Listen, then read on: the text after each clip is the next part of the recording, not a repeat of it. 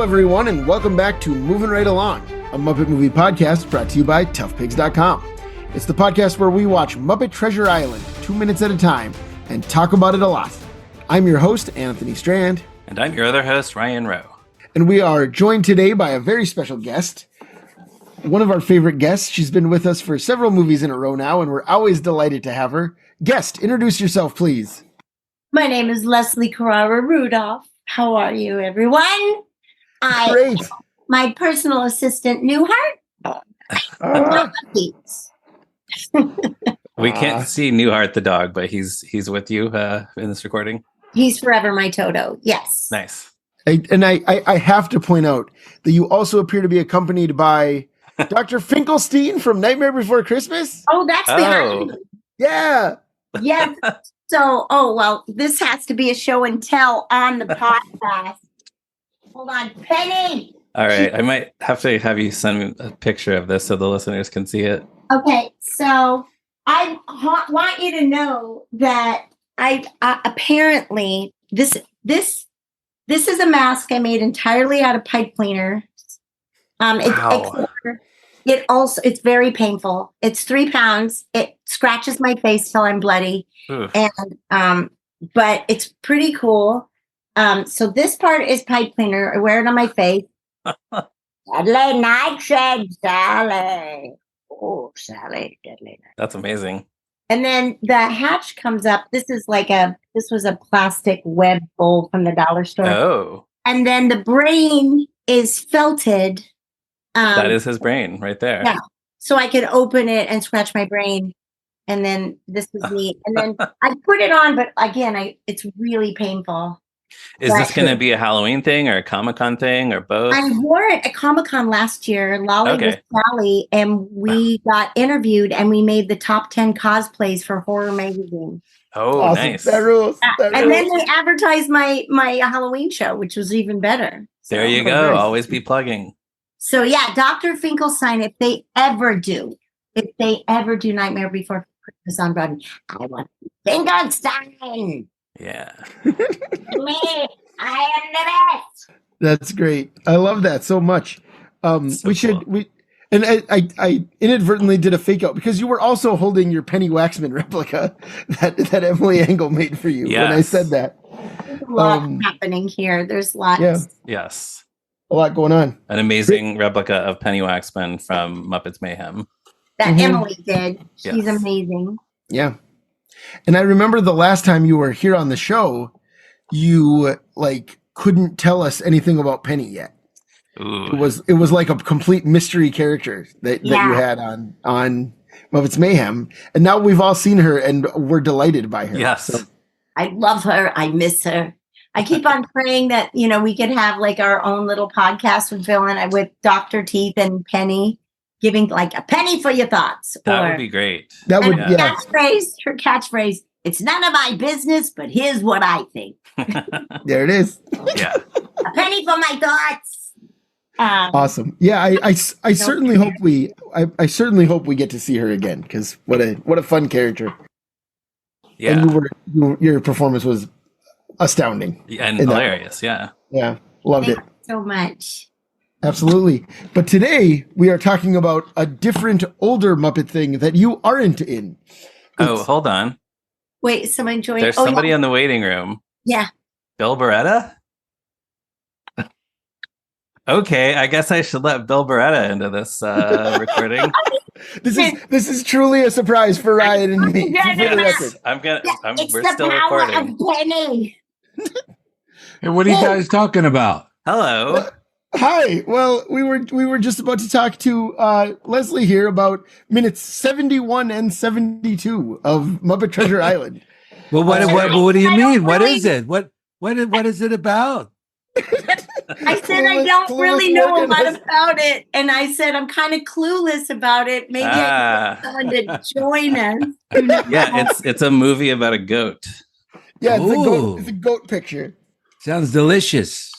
Oh man. So, Hi guys. Hi, Bill. Nice to meet you. I'm sorry, I'm barging in. Leslie and I were chatting. No, what a great surprise. once again, we are 72 minutes deep into a podcast about Muppet Treasure Island. So it is certainly a delight to have you on the program. Well, I'm glad to be here. It was my first movie ever. Is that right? I suppose so. Yeah. Yeah. Interesting. So you had been in Muppet Classic Theater, right? Yes, sir. And then this is kind of like the second, like the Muppet Show family. This is kind of like the second thing for you, right? I think, or I did Animal Show before this. I can't remember now. Okay. I think I did Animal Sure, Show. yeah, because that that was would've my Show training probably ground. a little bit before. Yeah. Yeah, I think that was my training ground. And then they were like, okay, let's give him a character. We think he can do it. Sure. Well, they.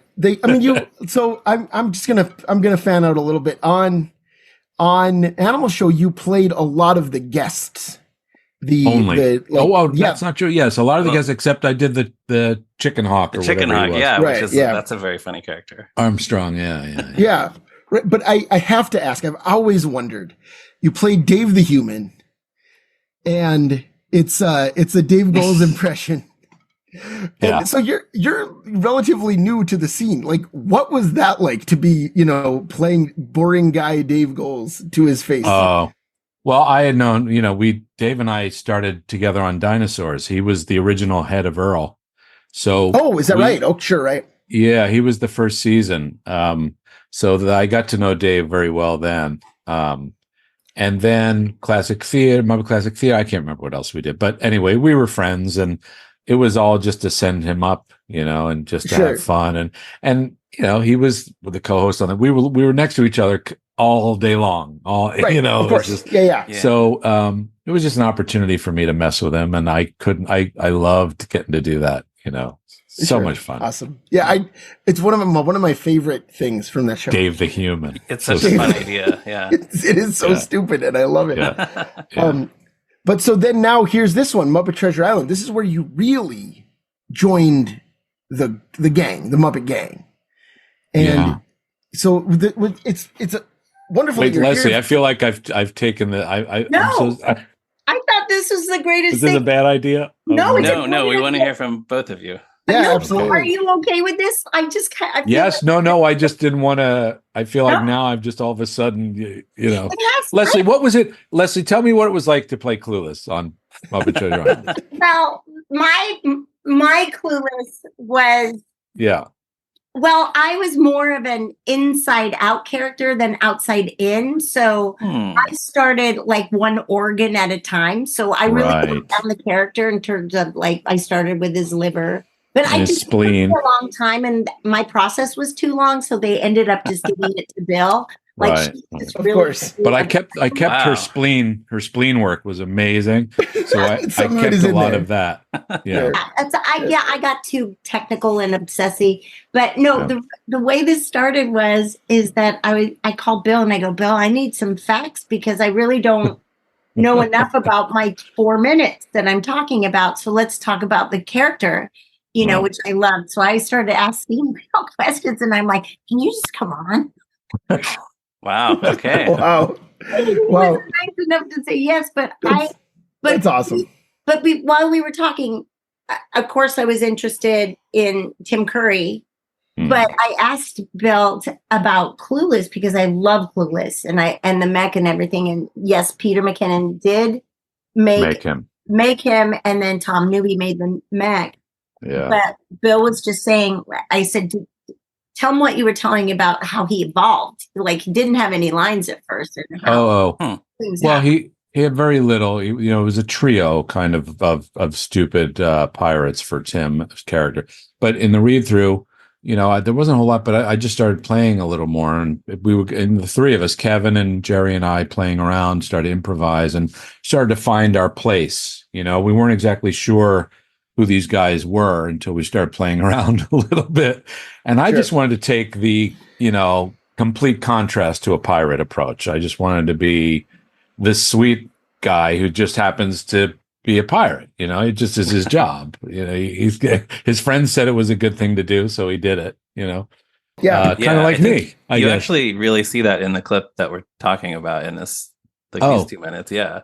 But what I want to say, because about this scene, we're dissecting it, is that I asked Bill this question. I said, how did the back and forth come? How was it? You know, how you were telling me about Tim Curry and how clueless went about the black dot, which I called the black hole, but tell me about that. Tell us about. We didn't have, I think Brian was like, I don't really have an ending necessarily. I know, Tim does his, let's go find the treasure, whatever he says, and that was kind of the end of the scene. But Brian wanted something, I think, from the pirates. And so in just playing, when we were rehearsing, I just had Clueless, go after him and just start telling him what a wonderful, guy he was and how beautiful he was. And then Kevin was playing around and he started feeding me things. And then, so it became part of the scene, and Brian then had us shoot that angle, but that I don't think was originally the plan, right? It was just, we were going to end on Tim and the group, but just by playing and having fun, it goes out on that. Yeah. So that pretty much happened the day of then. We just improvised and played around, and and Tim was great. He loved to play. He loved Clueless too, for whatever reason, and he just wanted to play all the time. That comes across. It totally does. You can see the chemistry, and that's why this little moment, like these moments that we have. I like this movie because it's dense with moments. There's so many different layers. There's so many scenes within a scene. Thanks to Brian. Yeah. That's to Brian's credit that he's a great director. He allows you to play. He allows you to find things. It's not just the script. Anything is, just like people used to say about his dad, anything is valid. Any ideas, it's all great. Yeah, we've been picking up a lot of that because we're watching this movie 2 minutes at a time for this podcast. And it does include a lot of the stuff with this trio of pirates where we're kind of realizing these pirates actually do get a lot of fun stuff to do through the course of the movie. They're idiots. They're so stupid. Yeah. Any other questions for Bill? So I haven't actually said which scene this is. In these minutes, Long John Silver gets the black spot and then rids himself of it. So the thing I really want to ask you about, Bill, is there's the scene where Clueless walks up to Long John, and Polly's saying, "Clueless, give it to him," and Clueless says, "But it's not even his birthday." Right. And then he says, Polly says, "No, the paper," and Clueless walks up to Long John, and we get this great close-up of him in profile. Yes. Where he hands it to him and says, "This is for you." And that feels like a moment where everyone involved was about to break. Is that accurate? I don't know. I made it up. You don't remember? Sure. Yeah. You made that up. That was an ad lib. Is that right? Yeah. Yeah. I was supposed to go give it to him, Yeah. Just hand it to him. Yeah. And I just thought, he had to be you just want to make sure he understood. Want to make sure Lon John understood what was happening. This is for you. And that's, I think, what you're talking about, where Polly is very, let's do it. It's time to give it to him. And then Clueless is just very, do it in the friendliest way possible. Yeah, it's a nice moment. He's giving him a gift. Yeah. Yeah, sure. Yeah, it's just a nice present. Have one of these. Yeah, he doesn't know what a black spot is. He's just giving it to him. Right. No, he definitely didn't. And then, and that's why when Curry starts to tell them, you give me this and whatever, and that's when I think in my mind, Clueless was just scared to death. He had no idea it was that bad. Yeah. He picked the short straw and didn't know. No idea. Yeah, it sure seems like it. Short straw is good for him. He liked the short straw. Sure. And then the other, which I felt even before you came on, I felt like was an ad lib. So I'm just asking. It's when, I guess you already talked about it, right? A good man, a kind man, a handsome man. Oh, that's the stuff you were saying after Long John says, "Let's go find the treasure," right? Yeah. So in rehearsal, we improvised that. Yeah. And then it became, then we had a clear kind of, okay, these are kind of the 3 or 4 things that Kevin's going to throw out. And then I would repeat them. right? So it was okay. Let's do this run, and Kevin, just go for it and see what whatever you say, I'll just repeat. Yeah, a handsome man, precious, beautiful, handsome man, right? Yeah. Sure. Yeah. Well, and then this isn't in the scene, but if I can ask you about one other character in the movie, this is your first time playing the Swedish Chef. Yeah. Right. And that's a character you're still playing, right? 28 years later. Yeah. And that's a character that I'm not sure I've heard you talk about as much as, Rolf or Dr. Teeth or something. Oh, yeah. So the first time you're playing him here, he's being a pig. And it's just a dumb joke about how he has to wear a pig nose to be in the movie. Yeah. What's your hook into taking over the Swedish Chef in a scene like this, where it's just a throwaway joke? Like, do you remember? I don't. I think I was just trying to get the energy right. That's what I kept thinking about. This ridiculous energy. And I didn't know if I was close enough vocally, but I thought if I could capture the energy, and I'm pretty sure if I remember this correctly, Steve did the hands. Okay. And it was really helpful for me to have him there to help me to talk, to give me pointers and things, to suggest things as we were doing it. So that I think was a lot of by the numbers at the time. I was just trying to make sure I was hitting the joke and the beats. And Steve helped me get there. And then later it starts, you start to play more and try and just find the essence of it. And hopefully you're find a way to keep, doing him. But yeah, that was all new to me. I mean, I didn't expect to be doing that, actually. Can I ask you some Muppet nerd questions? Is it okay if I ask Bill a few things about? Of course. Yeah, anything.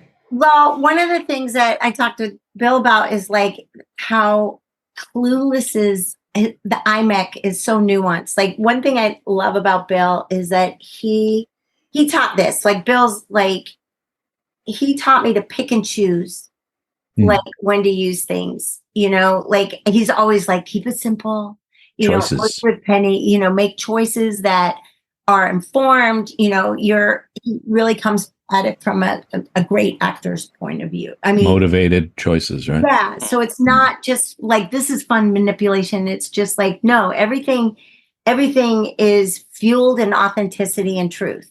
And, a lot of people get mech happy or something like, ugh. But what I love about Lewis is like, it could have been like, but it wasn't. He was like, I think that's why I love him. He's like a sweet dog, he's a goat dog. He's like, and so I want to ask you about the mech and also for you to inform about what we talked about. Oh, yeah. So, well, yeah, the mech, I had never experienced anything like that. And I think it was pretty new to Tom Newby, too. He was impressed with himself, what he had created, because it really did. And I wish I could tell you exactly at this point what it is. Was it a slide or was it? It was, let me see if I can get this right. It was 2 levers, I believe, if I remember this right, on the top for each eyebrow. Okay. Right. And in then your hand, right? Holding in my hand like a joystick. Right. Right. And then that's I could the same grab hand that's inside Clueless's head is what it looks like you're demonstrating. No, so this is so I'm up and so if somebody else were doing it for me, right? If somebody else were operating the eyes, right, what they would do, whatever hand it's in, was like a joystick. And there were levers in the front that I believe maybe that's what the eyebrows were. Uh-huh. Those were there. And then the eye blinks maybe were the thumb. I can't remember, but he had this too, I think, or something. Anyway, it was this amazing thing. I couldn't believe the expressions I could get out of it. I wish I would have counted how many, but and squinting and wide, and it was amazing. And so as I'm trying to get used to that, I kept thinking, well, how do I, do this? Because I want it to be in sync with me as I'm performing. All right. Yeah, you want the eyes, they're so important. Oh, especially one that has a mechanical eyes, and they're so important to the character. Right? Your heartbeat and what you're going to do organically. Right. If you're going to improvise, if I'm playing around, nobody knows that I'm going to do this or what my intention is. So I thought, God, let me give somebody else the hands and I'll do the eyes. And so we did that for a while. But then there were scenes where I had to do the hand because it was just easier for me to do certain things. And and so I thought, okay, let me see if I can get away with this. So if you watch the movie, I'm sure, and I can't tell you exactly where, but I know that Clueless's left hand, which my hand is in, is doing his eyes. Okay. Oh, So wow. I put I put the control in Clueless's hand. So if you're on the edge of the frame, Clueless is probably doing this. Moving his fingers is what he's you're doing. Controlling his own eyes. Doing his own eyes. Wow. Yeah. Wow, that rules. See how this is so cool. We're getting I do. awards for the deepest, nerdiest. Well, and this is definitely the kind of thing that even a lot of really big Muppet nerds don't even think about when they're watching the movie. Like how the puppets are. I hope not. Like the minutia of it, like that. Yeah. Yeah. You just think, oh, there's a very expressive character, but that's kind of as far as it goes. What about the set? Tell me about, like, so we're watching the scene where it's, the black hole. No, I'm just kidding. Black spot. The black spot. Black spot. And that was all just on, a built stage. You didn't go to an actual pirate island? We met some pirates, but the timing didn't work out. Okay. I want to double check. Yeah. And was everything built up like usual? Yeah, and a giant water tank. I mean, a giant water tank. And there's some story that Brian tells about the water, and I wish I could remember what happened. Something happened. Somebody put something in it. Damn, I can't remember right now. We've heard this. Yeah, I can't remember right now. Something happened with the water. I can't remember. Was it like room temp or something? Was it? No. I did actually alligator. Oh yeah, in the beginning of the movie, there's a tracking shot that comes across the water and the kind of little mountains or stone kind of whatever those are, and it's moving in. And I think for time they cut after my thing, but I played an alligator, and I was in a wetsuit because it was really cold. Oh. And so I went underwater, and I would do until the camera went over, and I had to hold my breath, and I figured they went past me, and but I don't think it got in it. I don't think they used it. Well, there is an alligator. I'm trying to think if that's in the song. I think. Yeah. Okay. Yeah. So same one that was in the water, but used for a different thing. Okay. Yeah. Got it. Yeah. Wow. But no, it was all stages, and the ship was unbelievable. Just I don't know if anybody's talked about that already with you guys, but I mean, we've talked about how great it looks, but nobody was there. Yeah, you're the first guest we've had this season who was there. That's true. Yeah, we've had a few people in the past about other movies. Talking about the movie, you were actually there. Well, no, the ship was built on a gimbal, so that it did all of the things that a ship does. It would rock and sway, and people, we had to take Dramamine because people were starting to get seasick because we would shoot down below, down underneath where Long John's first scene is. That's really down below. Oh my gosh! That's interesting. So it's not a separate set. It's actually inside the ship. It was the ship. Wow. It was like a ship that you were on. Wow. Yeah. And how was that for cameras though? That's kind of crazy. Through the windows, through the walls, things came off. It was all designed incredibly. It was beautiful. Wow. Because there was no water. It wasn't ever in water. Sure. Yeah, of course. Yeah. But it was unbelievable. We were all like, sure. Yeah. How are you today? Oh, I'm good. How are you? Everybody was like this. Oh, okay. So all of the shipboard scenes were shot on that actual ship then? Yeah, the captain's quarters, the what is it? The galley down below. Galley, sure. Mm-hmm. Yeah. The brig. Yeah. Bill, where did those end up? I feel like those. That's a good question. Wait, so you know what? Let me before I think There was one set on a different stage. There was what was that? There was one set that was on a different stage. It was still on a gimbal, but I think we did shoot something on another stage apart from the big ship. There was something else. I'm forgetting what it was, but I feel like there was some other part of the ship. Sure. And I can't remember which one it was.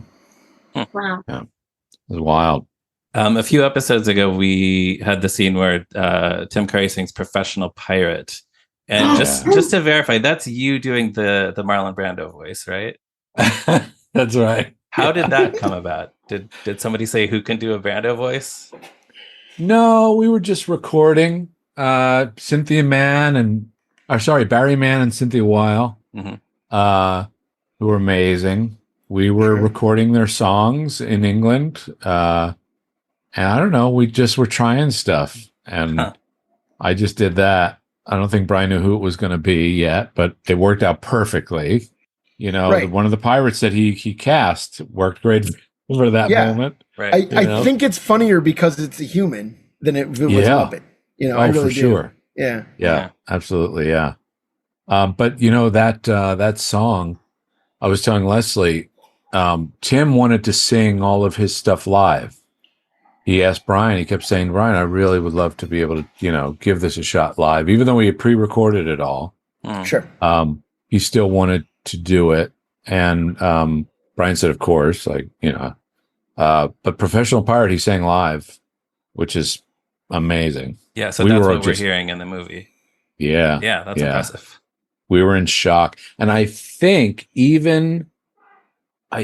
what's the song when he's up with Kevin Bishop? Sailing for Adventure. Oh, yeah. Yeah, the very opening when they're maybe Sailing for Adventure when they're about to set out. Yeah. Yep. Yeah, and he goes, when you're a professional pirate, you're in the great dum dum dum dum dum. It's this big note that he hits, you know, and he was doing all that live. It was great. Yeah, wow. Yeah. I mean, I guess I shouldn't be surprised because obviously he's such a pro. He's done so much theater and all that, you know. Right. But it's just to hear that he's on the set of a Muppet movie doing a theatrical performance. Like, yeah, he was great. He was so patient. You know, you have to be pretty patient to be a human on a Muppet set. You know, technically the logistics, you know, there's so much happening, so much distraction happening down below you when you're a human. You know that. Well, and what about Kevin Bishop? I mean, he's just a kid. Like because I think he's so great in the movie. Like, it's phenomenal. He feels so natural with Gonzo and Rizzo as like his two best friends. Yeah, you see a very restrained Kevin Bishop in the movie. Is that right?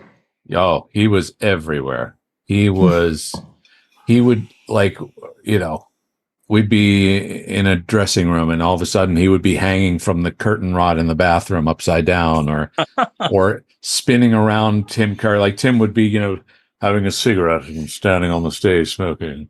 And then Kevin would be like, hey, what are you guys going to do? Let's go around. And he'd go ahead and do something. He was over here and over there. Wow. Tim was like, oh, Christ, here he goes. Yeah. But yeah, Kevin was having, I think, the time of his life, you know. And he makes, you know what, he holds this thing against me. What's that? He does this falsetto high note in one of the songs. That same scene with Tim Curry. Yeah, I think I used to tease him about that for some reason. I don't know. I can't remember what I said, but he's always, you know, you never let me go with that, you know. Bill, you sure you're going to sing that note like that? I think that's what I said to him. I was teasing him. Yeah. But he was everywhere. He had a ball, I think. Wow, you know, and a good actor, a good young actor. Yeah, that's the thing. Like you were saying how hard it is to be the human on a Muppet movie.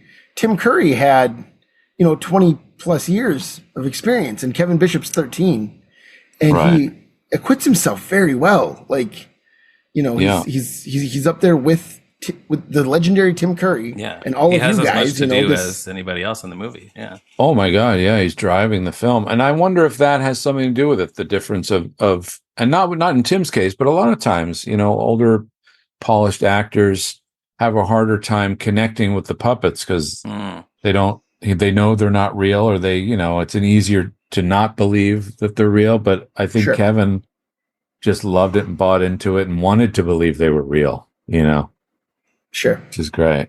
Yeah. Good chemistry. Yeah. Do you have any other questions about the actual scene, the foliage? I don't know that I do, actually. A lot of what I have for my notes is like, Tim Curry's performance and things. I know. I'm scrolling through my notes. Yeah, to see like what else can we ask Bill about? Well, we usually just talk about like the character and the actor stuff. If you're not going to be there, it's just like, the layers of the scene and how it works and, the chemistry and stuff. But having I'll go away. You guys, you're welcome to hang around and just. Yeah, we would love to have you if you want to. Minutes with us. If you're not busy, there's another 2 minutes we want. Okay, all right, okay. I'll have a nut and we'll hang out. No, I'm just saying when we do this, never have somebody who was actually there, unless I'm wrong. Have you? We've had Dave Goals on the podcast. Okay. I'm so sorry. That's sorry. Paul Williams and oh no, and whoa, fancy. Then I lied. Yeah, right. And but not for this movie. No, they were all for Muppet Christmas Carol. Yeah, and it was Meredith Braun as well for Muppet Christmas Carol. And we had a puppeteer who worked a few days on Muppets Take Manhattan for that one. And we had Michael Frith on the show. Like I shouldn't. Of course. Skip that one. Yeah. He's not. Now, what does he do? He draws pictures. He was, he was Dr. Seuss's assistant. Yeah. I can't find it right now. He gave me the original design that he thought of for Clueless, which didn't become the Clueless as it is now. Wait, did he design all the characters for? Oh yeah. I didn't know that. Yeah. And it would take me probably a minute to find it. But anyway, he on a napkin. Oh wow. He sent it to me. Yeah, it's great. Doesn't look anything like this Clueless, but it was the original. Sure, idea. Yeah. What an awesome thing to have. Yeah, that's cool. I know. Yeah. Gosh. All right. So and we will go through quicker than usual just because we've already talked about some of this stuff. But we open with a very funny joke, in my opinion. Mudwell the Mud Bunny crying over his fallen comrade, Dead Tom. And as it turns out, Mudwell doesn't need to be crying because as Walleye Pike tells him, Dead Tom's always been dead. So that's why he's called Dead Tom. That's why he's called Dead Tom. And Mudwell says, "Oh," and drops him.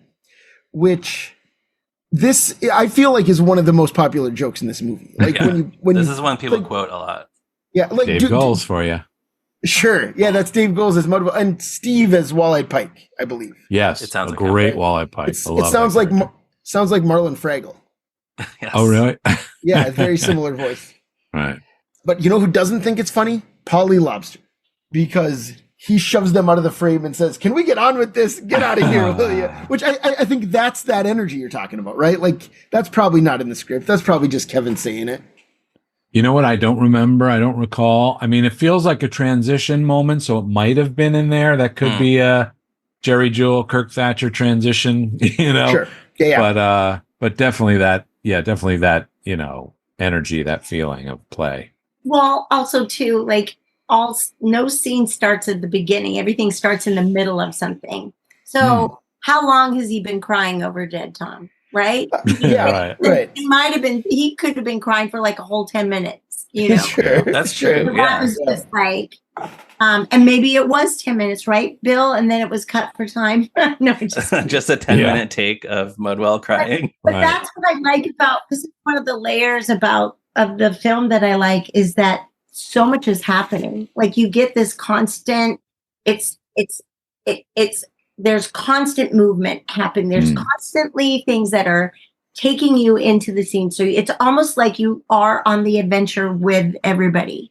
You know, you're peeling back, and like every prawn you push aside, you see a different scene, and you push aside, and then you see a colony of rats, or you push aside, and then you see, you know, like I love how many communities are here as well. You know, all the different classes that they have. You know, the people who are doing the fancy, you know, commandeering the boat and the captain, and then you have the pirates, and then you have the natives, and then you have the rats. I mean, it was just like so many communities that, like, think of the call for auditions for these Muppets. You know, think of like, oh, I'm just here for an extra. You know, that's what I love about this is Muppets where you get to see everybody. You know, it's all play, and I don't know. That's what I just love about it. And each scene is a feast for the eyes, right? Yeah. Even on the ship, like there's just layers of everything. Yep. So that's what I just want to point out is that movement in the. You know what? Forgive me for just jumping in real quick, but I think I have to correct myself. I think the galley, the Long John scene where they first meet him, I think that was the separate set on the other stage. Okay. Okay. I think that may have been a separate thing now that I'm thinking about it. That's the one. I think so, because we still had to do things where we were under there, but I think that scene was a separate set that still had the gimbal. We all were still nauseous, but yeah. Sure. Okay. Actually, here's a question. We've been noticing how much fire is in this movie. There's constantly torches and campfires and things being set on fire. What kind of, like, did you feel like it was actually genuinely dangerous to have these flammable puppets around these flames, or what kind of safety precautions? We just had to be careful. Yeah. Yeah. I mean, I think the same thing. Is that real fire? And he's like, yeah. Yeah. There's one thing on the DVD commentary where Brian Henson says that one time the set caught on fire briefly. Oh, yeah. And they just had to put it out. But I guess. Yeah, I don't remember, but I'm sure they had plenty of fire marshals around. Yeah, they knew what they were doing. Because we did have quite a bit of fire. But yeah, no, I think we just all had to be careful. Yeah. You know, just like not falling off of a Muppet set. I mean, it's just the same thing. You're just always looking or making sure you're safe no matter where you go, you know. Yeah. So Leslie, have you ever puppeteered in a scene with open flame? Ironically, one of the first times on Muppets Tonight, it was Thor, God of Thunder, gets a library card, and Bill, it was Thor, and you were what was your character? You were getting in a fight with I think Thor. Zeus is the other. Zeus. Yeah. Oh, was I Zeus? Those sketches are hilarious. Yeah. So, and I was brand new. But I was Thor's hands first. No, I was Thor's hands. In the beginning, at first? There's two sketches, so. This was Thor. This was Thor, God of Thunder, gets a library card. I know this because Brian had these books, and my hand could barely hold on to them. And I was smaller books, and he goes, Thor wouldn't read thin books, and I was like, fine. And then so I was like, you got it. So you did it. Okay. So I did that, and then they handed me goggles. And I said, what's that for? And it's like, well, there's going to be like little explosives around. Like, I didn't even know that. And then I would just hold on to Brian's belt loops for dear life, because Brian and Bill together in a scene is like, it's just like puppeteer challenge. They're just like, they're literally just beating each other up, running around. They're laughing so hard. But the people that are right-handing him are like, and I remember going like, is this some sort of sick hazing? and for the listener, you were just wildly flailing your arms around to demonstrate. And Kevin and Brian's like, yeah, actually it is, you know. but no, Thor gets the driver's license. I was not, because that's when we pretended that Kathy and Jenny's water broke. That was. Oh, no. You know what? I just realized this is how my brain is getting. I was thinking of Van Neuter, Dr. Phil Van Neuter. Sure. That's what I did the hands for. You left me in a cage, and they all went to lunch. Oh, no. How about do you guys ever see the episode where I hit on Leslie at a bar? Yeah. Yes. Yeah. You are both humans. You're saying, right? Yeah. But Bill would say the weirdest things after. I was drunk. I was really drunk. Is that the one with Gilbert Gottfried? No, I don't know. that's a different one. Isn't it the Bunsen? Bunsen's trying to be a cool guy. Oh, okay. I don't know, but Bill would say like, "What are you doing later?" I have like 4 rubber chickens and a nail file. Like he'd say something like, "What?" And I would just flee. Different. Talk about weird things that said to my camera. But you had to keep a straight face. I got to be horrified and leave, which was easy. I was like, Sorry, I didn't mean to veer you off of Treasure Island. No, that's great. No, that's fine. Correction, it was Philip Van Neuter. who is gonna be in the next movie? So in Muppets from Space, yeah. Right. We'll talk about him then. We'll talk. Phil Van Neuter will get his spotlight on this podcast next season. Yeah. But yeah. So then what happens is the whole thing with giving Long John the black spot. We talked about that. I don't think we need to cover that again. Was it a real black spot? Yes. Or was it in post? Real. Okay. But Long John is not happy about it at all. And this, I think, is maybe my favorite Tim Curry moment in the movie. Yeah, I was thinking just this like righteous fury about you dare to give me the black spot drawn on a page of the Holy Scriptures. And we think about Tim Curry giving a very big performance in this movie, and this is a perfect example of that. This is it gets big here. Yeah. Well, what I love, the moment especially that I love so much is, there's that elongated, he cries out, right? Yeah. Yeah. But then the real kicker, I think, is the way that he somehow manages to make the word Satan and the word heating sound like they rhyme. Yes. He says, Satan is hating his pokers for you. And it's like, those words don't rhyme, and yet somehow he makes it sound like they do while still pronouncing them both correctly. Like it's astonishing. Oh, yeah. How about that? And the pirates, like this all happens in a little less than a minute. Maybe the pirates go from being so smug that they've taken over, like they're gonna, like this is it. They're not gonna take orders from him anymore. And then so quickly they turn, and now they're just terrified of him, and they're gonna do anything he asks them to do. Yeah. Yeah. Well, and what the thing that makes them turn, the specific thing, which is maybe the most startling moment in any Muppet movie, right, is when he tells them to fall down on your knees and beg for deliverance from eternal damnation. Mm-hmm. That's heavy. And it's so heavy. And what I wanted to point out is 1996, Disney released 2 G-rated children's films containing the phrase eternal damnation. Because it's also in Hunchback of Notre Dame. Oh, of course. Yeah. When he's giving him the alphabet, when Frollo is asking Quasimodo his letters, D is damnation and E is eternal damnation. What are the right? It's so strange. Yeah. There's just something in the air, I guess. Yeah. Yeah. There was eternal damnation in the air. Right. But so then that's when we get to, another thing that we already covered, right, is he says, very good, you're forgiven.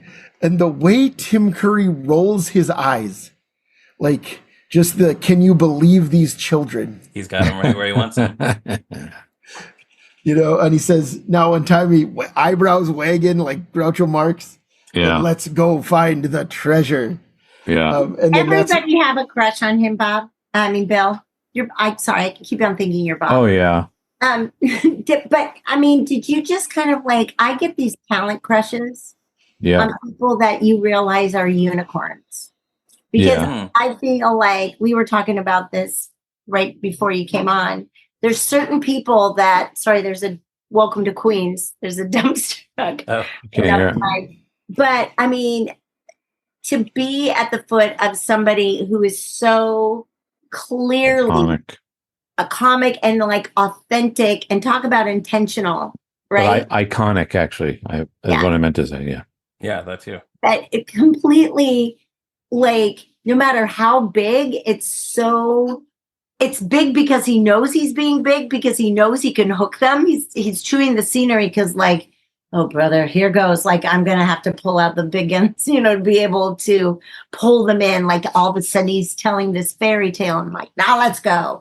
And what I love about him is that shift. Like he said, he's able to go, okay, here's what I'm going to do, and he shifts and he keeps his intention. And but those eyes, like his eyes, like you can't take your eyes off of him. I mean, he has to, usually you're watching the Muppets. Right? Yeah. Right. And you do watch the Muppets, but Tim Curry, you really want to watch. You can't not watch him. Yeah, Steve and I were completely enamored always, because we're just huge Frankfurter fans, and we were just couldn't believe it. Anytime we could just sit there and get a chance to watch him perform. I remember one of my favorite things. He goes from, because he made choices. He made choices about certain things that either elevates them or draws you in, and the other one that's kind of the complete contrast to "let's go find the treasure," that whole big thing he does, is when he is down in the galley and he's put the pirate guys are in prison, and he meets Jim down there, and does Jim tell him where the map is or something? I think that's when Jim accidentally lets it slip that he has it. Yeah. Right. And he Tim, at the end of that scene, Jim goes away and up the stairs, and Tim just turns to camera, and it's kind of like this, he's this close, and you just see his eyes. It's just all in his eyes about, oh my gosh, I've got it. Yeah. I've got it. It's done. I know what I'm going to do. And it's just all right there. It's not big. It's not over the top. It's just perfect. I just love that moment. Yeah. And then when he goes, well, I wasn't lying about that, about caring for you. Mm-hmm. Right. And then you realize, like, and like the compass, I'm going to take it either way. Like, there's like, you can those real moments. There's some real moments that, that are layered, that is just like so nuanced. Yeah. Yeah. Cool. So there is a little bit of business. So after that, we cut away to a new scene. There's a little bit of business in these 2 minutes. We cut to an establishing shot of the island. And then we see Jim, Gonzo, and Rizzo approach a capsized rowboat. And Gonzo, as he has several times in this movie, tells us what we can see. He says, here's the boat. And I was thinking about it. Does Gonzo still think he's the narrator? Because he was the narrator in the last one. Because he's done it. He's been like, well, we're on the dock, guys. Like, there's a number of times where Gonzo tells the children in the audience what we're seeing. That's an interesting theory. I've never thought about that. No, I don't. I never thought of that either. I didn't either until we're watching the clips. Huh. Yeah. I don't know. It never really hit me. I don't know. Sure. Yeah. But it's probably just Dave. Yeah. Doing it for his kids at the time who were little. Little at the time. Yeah, well, some exposition. We all saw Dave's kids in the Dave the Human nature footage. So they were pretty little. Oh yeah. But so then Jim says that won't help us. We'll have to swim to the ship. Because the boat has been shot full of arrows. Right, yeah. And then Rizzo says, "Hello, Earth to Jimbo, swimming to a ship that's full of pirates to save the captain." And that's where we end. That's the end of the 2-minute clip. That's the end of the 2-minute clip. There you go. So, any other thoughts about these 2 minutes before we close? Leslie, do you have anything else to add? Oh, I think we covered everything. Sure. I like I said, everything in this movie is so layered and such a feast, and I'm just so excited that we got to talk about, Clueless is one of my favorite, not even because you're here, Bill, but I mean, and he gave me $1. I don't know how he did that. He Venmoed me $1. $1 to say that. He Venmoed me $1 just now. Yeah. And, no, I think we pretty much layered it. And I just love that Bill was here to can I just, Bill, I was going to ask one you little thing. I mean, we talk talk about Tim and Kevin, but all those other human actors in that movie, I just tell us about them. in these pirate scenes, the pirate guys, they were so great. They were so authentic looking, I thought. The casting was great. Yeah. And they're just regular, they're actors, regular guys, hanging out. Sure. Yeah, they're a lot of fun to watch in the background. Oh, they're always good. They're always doing something, They're all really, really good and fun to be around. Would they joke with the other, like, how it is, like sometimes people bond with your puppet and they don't talk to you, they just talk to the puppet? Oh, yeah. All the time. Like, hey, Clueless, what do you think? Blah, blah. Yeah, while you're waiting to shoot all the time. That was, the play was everybody feeling like they were all together. It wasn't puppets and people. It was just a bunch of pirates, Yeah. That's great. Yeah. That's wonderful. Yeah. Did you work with Billy Connolly or Jennifer Saunders on this? I did work with both. A little bit closer to Billy, just because Dave Goles likes to tell this story, but Jerry did Blind Pew, and I was the hands for Blind Pew. Oh, sure. And Dave remembers because I said, Jerry, what do you want me to do? You want me to do this? Was there something? He was like, do whatever you think, man. And so he just let me do whatever, and as long as I was with him and following, and we were together. And there's a scene where where Blind Pew finds what's Billy Connolly's Billy Bones. Billy Bones, right? He finds him in the tavern, right? And Blind Pew does this spin, and he stops, and it's a close up. It's kind of a half profile thing with him and Billy. And I took one of Billy's ringlets as Blind Pew was talking, and I wrapped it around his, just for like emphasis, like pulling, just to emphasize certain things. And Dave Goles just loved that moment. He was like, "You just did what? You grabbed his hair." But all that stuff, even though I didn't do Clueless in there, I was doing other characters, right? I was doing, I think, Rolf in the tavern. That was the first time I ever did Rolf. Is that right? Yeah. Wow. And he just laughs, I think he goes, or something. Sure. Yeah. But yeah, so I was always doing something, even if Clueless wasn't in it, I was doing some other pirate character. And tell me about the rats. The what? Oh, the rats. Yeah, the rats were fun. We did rats. I had a little couple that I loved doing. They were this is Mr. and Mrs. Plagueman. Is that who on the stairs? Is that their name? Is that right? No, on the stairs. Oh no, yeah. He's like, I just wanted to, all I want to tell you is, and then he kisses her. He turns her and kisses her. Yeah. That's during that long tracking shot. Right. Where all the rats are just dancing. So I got to do both, so I could time. Oh, that's funny. Oh, that's great. That's so fun. Yeah, the rats were fun. Yeah, but working with Billy was great. He was amazing. Always had great jokes, great story. What a great storyteller. Just hanging out at lunch. Unbelievable. Yeah. He's the nicest guy. I used to see him where we had coffee. I used to right? in it was in North Hollywood. It was just like a cafe, and I'd meet my friend there every once in a while. And Billy would be having coffee, and we'd be talking. He goes, and he would just join your conversation. Well, and he would really come in, and I'm like, oh yeah, and words and stuff. But he genuinely loves to talk and know people and tell stories, and so great. He's just a really playful soul. Yeah. And Jennifer Saunders, I didn't really spend a lot of time with her. I was more doing other additional supporting characters around scenes with the guys, but didn't really get a chance to know her that much, really. Okay. Yeah. Ryan, do you have anything about these 2 minutes before we go? No, that's all I have. You didn't have anything. All right. And then I will very briefly open up the strange case, just because I have to say that in the book, in the novel, the pirates do, in fact, give Long John the black spot on a page from the Bible.